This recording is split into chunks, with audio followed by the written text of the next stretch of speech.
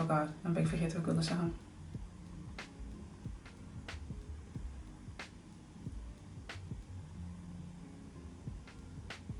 Dan moet ik opnieuw beginnen.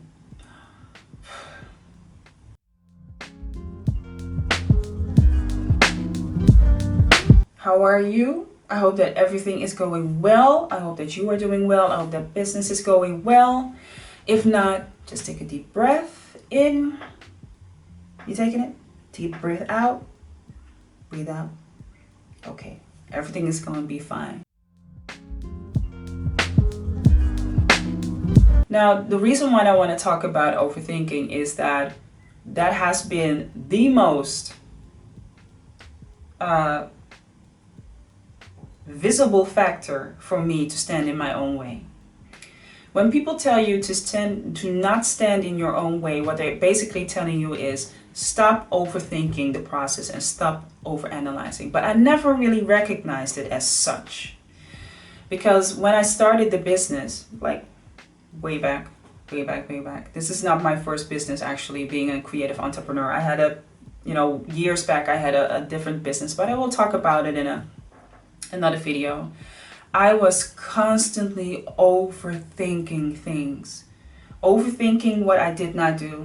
Overthinking what I was doing. Overanalyzing the situation. If this happens, then A has to be done and B needs to go over there and C needs to be here and X, Y, Z needs to lead to D. And when we have D, then we go back to E. And okay, if you're not getting dizzy right now, then I am.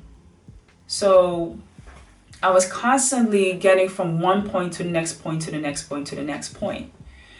And actually getting so ahead of myself that I was not in the moment and not really being present for the things that were happening right now, right here.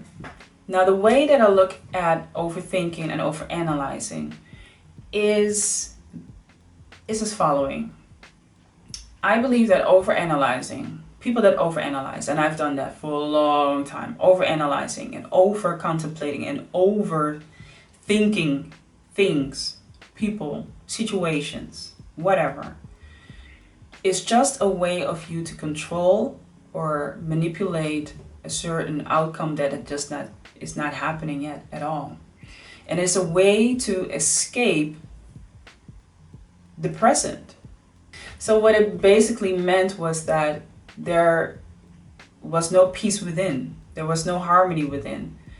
And I was just fighting my way to find this control and this mechanism to manipulate situations in order to get that control, outside of me. Because if everything looks pretty on the outside, then I must be feeling good on the inside.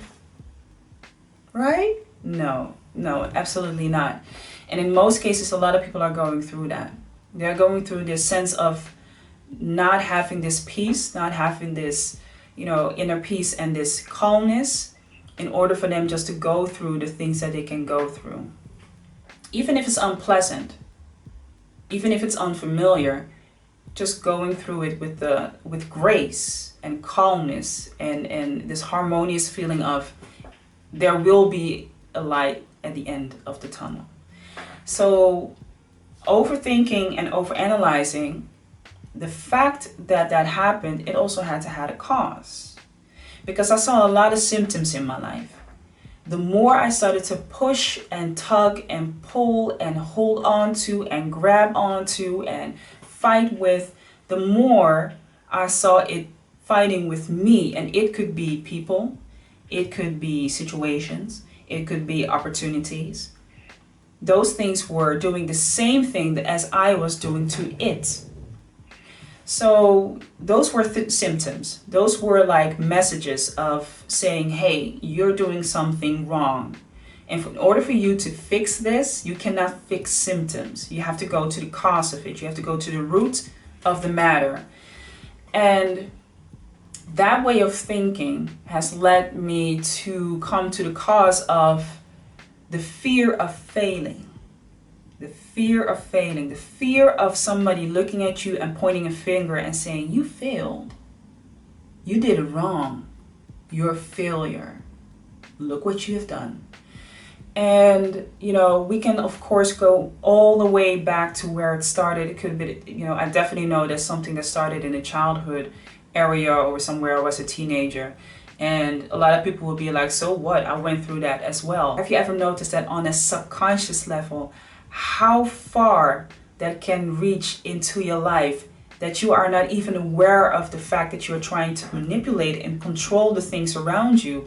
That is if you're in an overthinking and overanalyzing state of mind. So when I noticed that, it was a big eye-opener for me, because I thought that being in control and being in control of over things and being able to manipulate things towards my liking was actually a way of being really smart and really efficient and really strong. And, I know how to do this and I know how to get through this. Just think of this and this and this and this, and this will be the outcome. And just focus on that really hard, really hard, really hard. While inside, that's not the energy that you're putting out. Inside, you're putting out the energy of having a fear of failing, a fear of losing, a fear of being left alone, or fear of looking stupid. So when that is very prevalent, it doesn't matter what you think and what you're trying to do with it. It's just not coming together. It's not in balance with each other. So how that worked itself out in my creative life is that me being the artist and having to create things with my hands and not always coming to the result, I really had to come to the point that I just had to face the fact that frustration is going to be part of a process. I just had to come to the fact that being anxious of what the outcome might be is just going to be a part of the process. That I had to face that when I create something, I might not like it, and I might throw it away. There's a big chance that's going to happen. So it led me to not shunning away from the fear, but actually just facing the fear and saying, okay, you're there, but it doesn't mean I have to identify myself with it. I don't have to take it on and wear it and walk around with it and saying, this is who I am. It's just a part of the process. It's what I'm feeling, it's what I'm sensing, and I also can let it go and let it be and let that energy go somewhere else and just shoo it away. Just shoo, go. There's nothing smart about it. There's nothing efficient about it. And there's nothing effective about it, because you're not solving anything. You are in the process of creating new things that you don't want to happen, because they're not congruent with whatever it is that you're feeling. So another part of overthinking and overanalyzing is the fact that whenever something becomes your state of mind, it becomes your thought. And your thought is nothing else but energy. Saying to someone or telling somebody, don't overanalyze, don't overthink, that's not the solution. So that becomes very tiring. It can exhaust you, and eventually you just give up. You give up and you just stay in the state where you are. So it's really important, first of all, to acknowledge that this is a state of mind that you have. This is something that you literally program yourself doing. This is the state of mind that you are creating for yourself. In a state of mind, you see through it. That's your vision. That's something that you act upon. So anything that comes from that is just a symptom that reflects back on you what you're thinking. The second part of it that can help is to ask yourself a serious questions, or a series of questions. So the serious question and the series of question. What is the cause, or what are the causes for me to overthink and overanalyze things? And, I don't want to go all Oprah on you all and say, well, there must be something in your childhood. I don't want to be like Dr. Phil or anything. However, it definitely can help to look at situations or experiences, moments in time where you were confronted with a moment where somebody told you that you were not thinking and you started to overthink things, or that you were not using your mind and you started to overanalyze things, or you came in a situation where you did not have all the information and you made a mistake, or you failed at something. Third thing that definitely can help in this. And that is actually something that comes from, acknowledging your state of mind, then coming to the point where you're looking at the cause. Now that you have the cause, you have to come to the acceptance that it happened.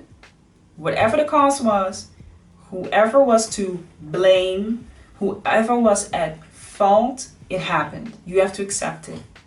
And when you accept that, you right away accept the fact that things like this just happen. You can come into situations where you just won't know everything. You do not know everything. This little box with these two eyes, you know that they just see 10% of what is around you, because you cannot look backwards. You cannot look upwards to the top of your head. You cannot look downwards to the bottom of your chin. You're only seeing 10% of what is around you. Overanalyzing things and overthinking things, trying to manipulate and trying to control whatever is out there, that's not going to help you. There is going to be a margin that you have to say, that's it. I just don't know. I don't know what to do about it. I don't know how to, control it. Don't want to control it. It's there. And it can be a factor or it cannot be a factor. It depends on it. It just frees you up when you do that. When you allow that just to be present. So instead of it being a fearful factor of, I don't know, it can also be like, I don't know. And that's it. So what I definitely can say is that when you go through those steps of first acknowledging what the state of mind is, then going to the cause, then actually accepting the fact that, and also coming to peace with the fact that you will not know everything. And even if you knew everything, something can happen. So that means that you still don't know everything. That can free you up immensely.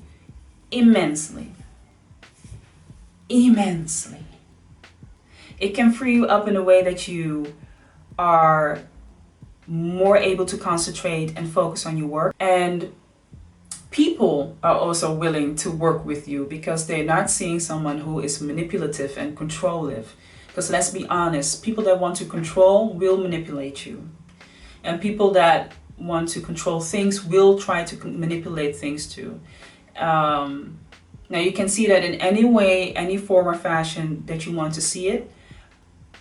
But you are going to be in a state where you really want that you are forcing or using force or some sort of action to alter a situation and alter a situation that actually is not happening, is not here, and you're just discarding whatever is in the present. Now that is a sure thing to have an unhappy, uncreative life. Trust me. So I'm coming to the end of this video. I hope you had, some golden nuggets in this video. Share it with someone else who's dealing with it, or you might just share it with anyone who's on your own social media platform. If you have any tips, suggestions, remarks, questions, please put them below here in the message box and I will have a look at it. I'm gonna say have a great day. I will see you next time, and just keep it safe.